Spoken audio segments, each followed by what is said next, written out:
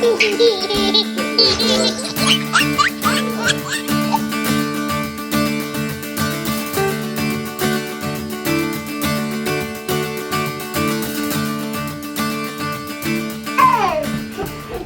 Tuesday. Welcome to the vlog. We're doing a little sensory. Don't eat those, Eloise. Spit it out, please. Spit it out. Thank you. We're doing a little sensory bin activity, and we're leveling up a little bit. I got some of these little pom-pom balls. I'll put you guys right here so you can see. What are those? Those are pom-poms. There's even more after this. So we just did like a Target pickup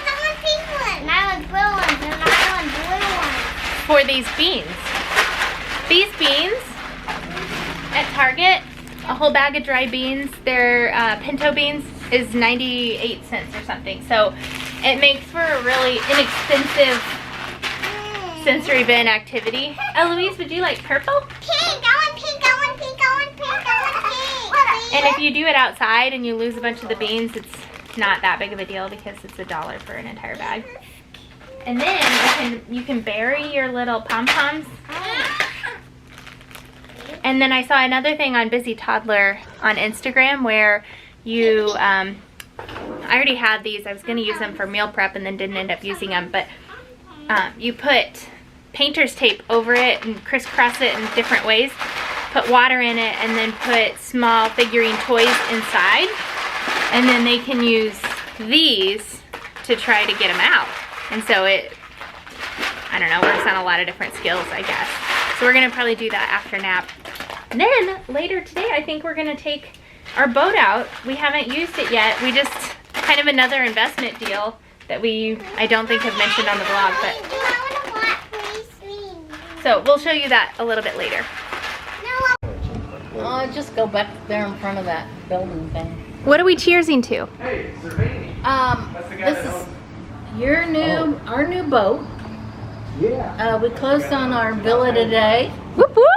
What else can we celebrate? We close on our lot that we own together soon. The 18th, I believe. We close on our cabin in 2 weeks. Lots of closings. You closed on your house last Friday. Yeah. And today. And today. The title company is gonna know us intimately. Guys, what do you think of the boat? Good. You like it? You want some It's so fun. What's this? It's a window. Oh. It closes like this, so it'll cover up the space if we don't want wind back here. Or we can have it open so we have some wind, some breeze. You not want that? All done? You want some breeze? Oh, I'm sorry. First day of spring, and I just wanna sing to everything that's moving, every single little thing. To them birds flying free, fish in the sea, flowers and trees, every little bumblebee. I wanna sing, ooh, ah, oh. To the kids playing hoops, going loop-de-loop, their rainbow-colored bouncy balls and their ice cream scoops. Got my shoes in my hand and my feet in the sand. I got 20 ducklings in a row like a little marching band, and they sing, ooh,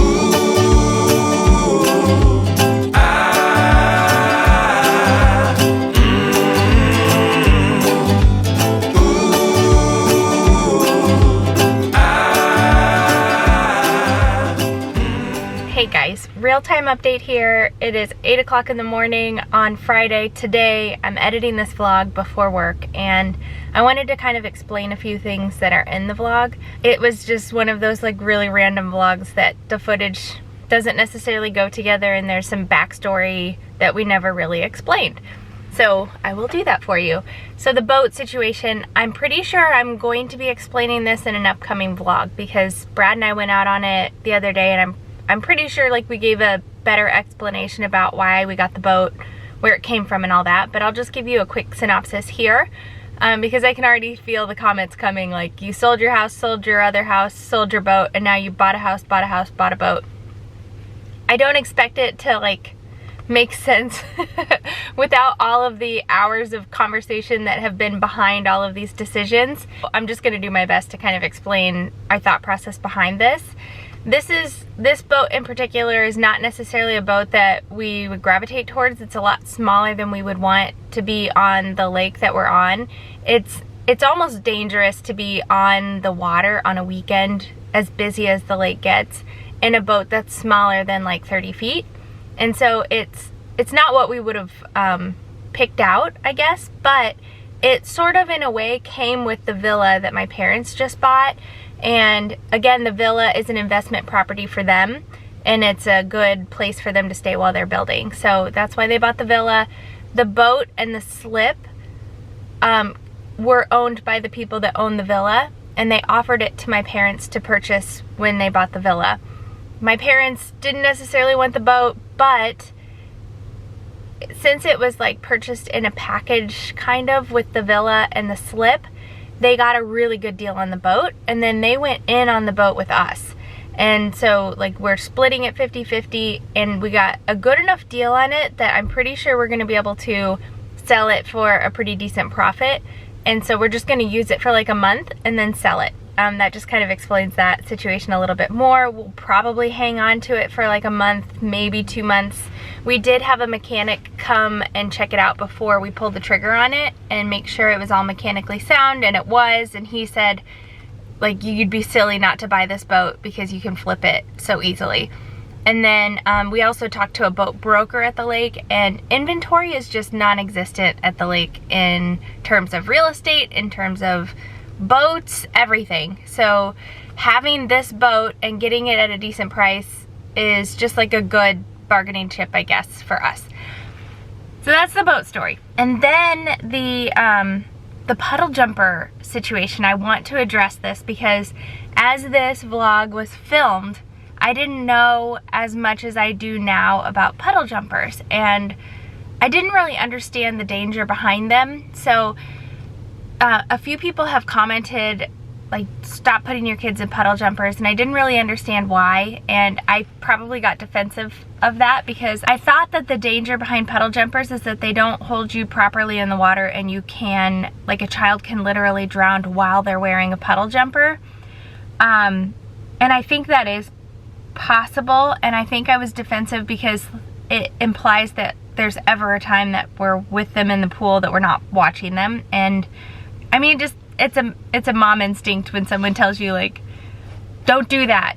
It makes you a little bit defensive. So I have done the research now on why puddle jumpers are dangerous, and I want to share that with you guys because it was like kind of shocking to me, and it makes a lot of sense now that I've done some research on it. So puddle jumpers are U.S. Coast Guard approved for boating, for being on a watercraft, not for swimming. So that's one thing, is that the Coast Guard does not approve life vests in the water, which seems silly. It seems kind of strange to me, but that's the way it is. So they're Coast Guard approved. However, they hold the child in a position while they're swimming that is really, really dangerous. If they swim a lot with a puddle jumper on, it holds them with their head, it holds them like perfectly vertical, head straight up, feet down, and arms out because of like the floaties on the arms. It holds their arms out, and that's how they swim. So if they swim hours and hours and hours wearing a puddle jumper, then randomly, if they do end up in the water without their puddle jumper on, their muscle memory goes to a position that is literally the drowning position. Like, not you can't swim well like that. Toddlers cannot effectively tread water, so going into the muscle memory of being in the position that you are when you're wearing a puddle jumper is really, really dangerous, and I think that's part of the reason that they're so dangerous. It also, like any life vest or floaty or anything like that, in theory gives children a false sense of security that they can swim and that they'll float. And so then they'll have the confidence to go into the water. And I don't know. I guess with all that said, Brad and I had a long conversation last night about what we want to do moving forward with the puddle jumpers. I'm a full stop on the puddle jumper, I think, just because I don't like the idea that it holds them in a posture that's not suitable for swimming. And like, the best thing that you can teach your kid, now it makes sense to me that they can't effectively tread water, so doing that at their age is not necessarily going to be beneficial for them. But what is beneficial is teaching them like a rescue type situation. So if they fall into the water, teach them how to turn their head up and float, and then slowly kick to get to the shore or the side of the pool or whatever. So that is going to be our focus moving forward. We're getting ready to go on this RV trip, and I know there's probably going to be a lot of time spent in the water and in the pools. And like, some swim instructors literally recommend never giving your child any type of floaty and starting swim lessons and rescue lessons early, and never letting them, you know, have the crutch of having a floaty.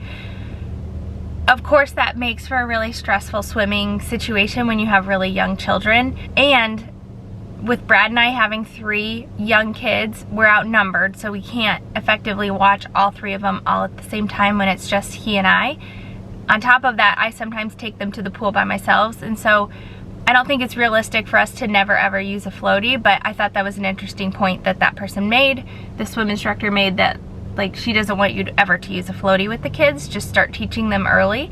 And then another thing that she mentioned was that she never lets the kids in her class wear goggles, and that's because if they do fall in a pool randomly, then they're likely not going to have goggles on, and the splash of water in their face and that gets in their eyes is enough to make them panic if they're not used to it. And so she doesn't ever let her kids wear goggles or floaties, because in a rescue situation, you're likely not going to have that. So I just thought those were some interesting points. I don't think you can ever do enough water safety research, and I don't think you can ever let your guard down. Honestly, it's summertime, and you know, if this is bored you to tears, I'm sorry, but I feel like I need to be more aware and like more knowledgeable on stuff like this, because drowning is the #1 accidental death in children ages 1 to 4.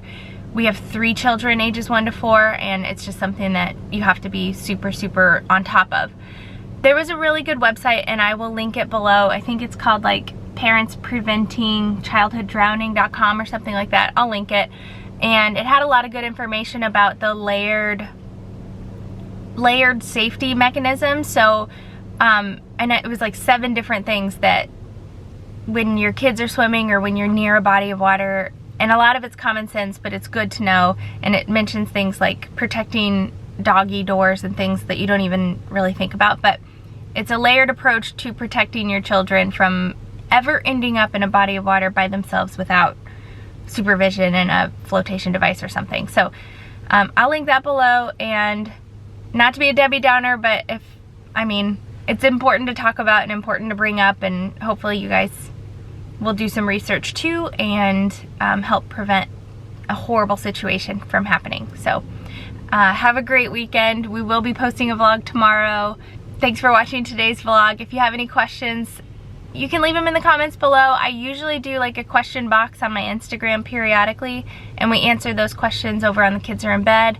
So just let me know if you have any questions about this crazy life that we're living right now, and we'll talk to you soon.